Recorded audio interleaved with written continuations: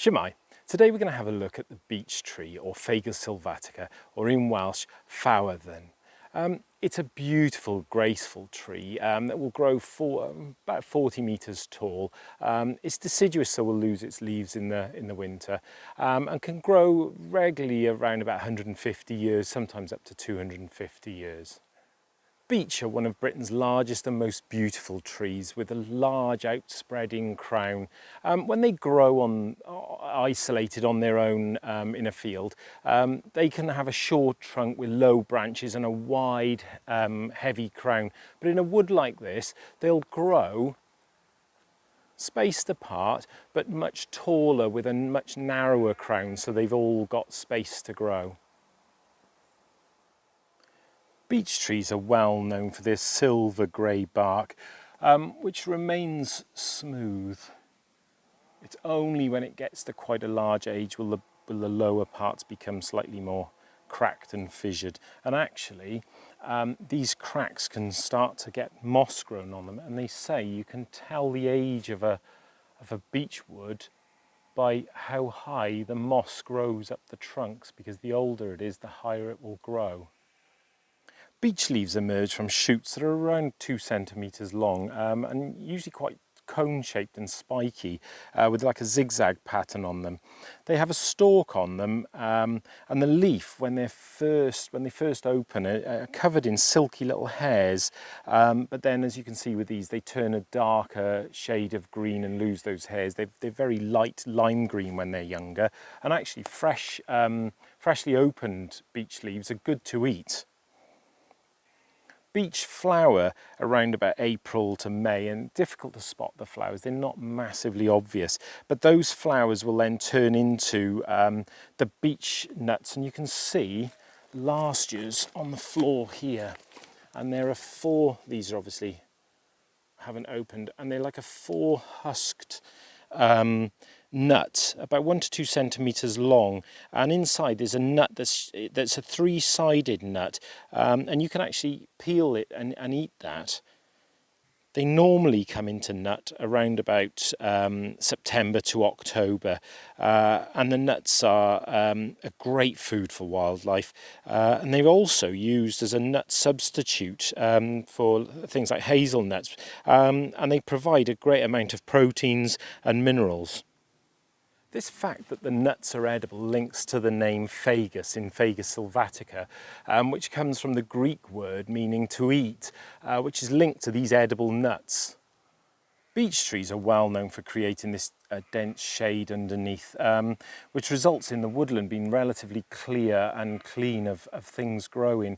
Just up in front you can see the light green, and that's the remains of the bluebells, which flowered and came into leaf before the beech trees came into leaf. There's very few plants will live underneath beech trees.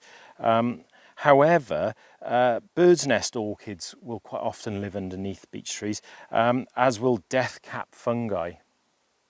Due to the fact that beech don't live as long as some other trees, like I say, around about 150 years, they don't have the same amount of folklore that go with other trees. There aren't really individual examples that live long enough to become sort of purveyors of wisdom and fear and legend like other trees like oak and yew. But there is still loads of fascinating things with them. I mean, one of the great things with beech is that, you know, the name itself it comes from the Anglo-Saxon bock, which means beechwood, although it's not clear if this book term refers to the fact that beech was used to write on, or whether it was used for binding books. But beech and bark tablets were used widely in writing a long time ago. However, beech has been seen in the old days as a sign and a symbol of prosperity.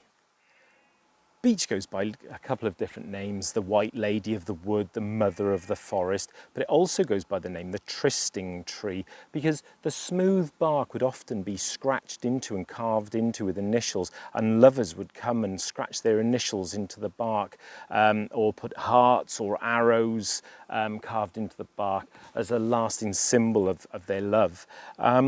But also it's said that if you carve into a beech stick with words of your greatest wish, that it'll come true. Beech have been researched, and relatively recent research in Germany has found that in undisturbed beech woods like this, the trees will synchronise their performance, which means that they'll work together to become equally successful. And we talk about the World Wide Web, but underneath the ground there's a sort of wood wide web of fungus and microzoa that work together to make trees successful. And what they found is that if there is a weaker tree and stronger trees, they will work together and share nutrients and water so they all become successful and they don't get shaded out. Because beech are so dense, they have a habit of shading out other plants, so they work together to be equally as successful. This communication, like we've said with other trees, can also happen when they're under attack by things like caterpillars. They can send a message, and yes, it is a slow message. It's about 6 millimeters per minute, which can take around about an hour for the defense system and the defense compounds to reach the leaf. But if a caterpillar does attack it, those compounds can reach the leaf and spoil the leaf, so the caterpillar doesn't want to eat it anymore. But they can also communicate with the trees around them. Beech has lots and lots of different uses, and even today it's used in furniture a lot. Like I said, the fresh young leaves can be eaten, the nuts can be eaten. It also coppices well. Now, we've spoken about coppicing before, where it's cut down to ground level and it will sprout back up again. And bodgers, in the old days, bodgers used to use beech and coppiced beech for making furniture, the legs of chairs, as it's hard wearing, and it makes good firewood, it makes good charcoal. It can be used for making bowls. It's good on a lathe for wood turning, for tool handles, and also for the Celtic music instrument, the bodhran, to make the sticks for beating on it. It's also said that the leaves have a cooling effect on the blood, and for clearing the skin, so it does have mild medicinal uses as well. I think beech woods are one of the favourite places for lots of people to go. In the summer like this, they provide a beautiful shade, and it's so cooling in here and peaceful. And there are lots of woods around us, at the beech woods. There's a beech wood up at Wentwood, there's Kadaira beeches at the top there, and also up the Usk Valley overlooking Abergavenny, some very ancient beech woods. But probably the best thing about beeches is that autumn when the leaves turn to a beautiful rust colour, and beeches have a habit of holding on to the leaves, but the ones that do fall will create a thick carpet in beech woods, and there's nothing more fun than running through them, than collecting them up, and crunching through them in the autumn and the winter. So there we have it.